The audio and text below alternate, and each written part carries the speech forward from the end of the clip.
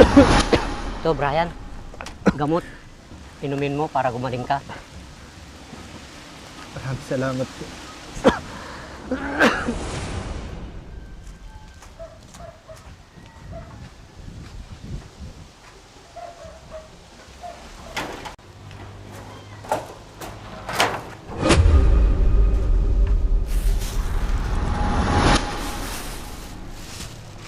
Pag hindi mo ininom mga gamot mo, hindi ka kumain. Paano ka lalakas niyan?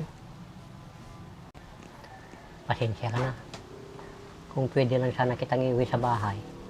Kaso, may anak naman kasi ako.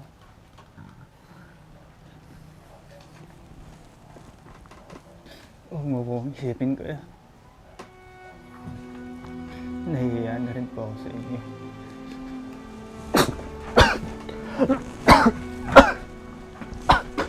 Ayos ka lang ba?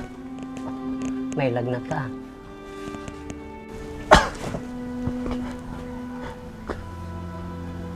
Gusto ko lang po sana makita si Kuya.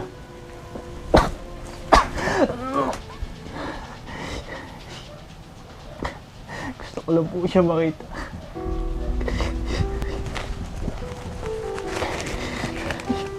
Para ibigay sa kanya to.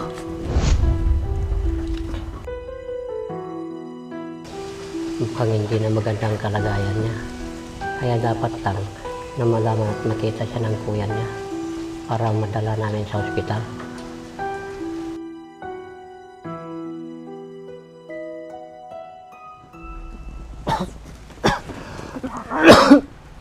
Teka, hintayin mo lang ako dito at tatawagin ko ang kuya mo. Pero paano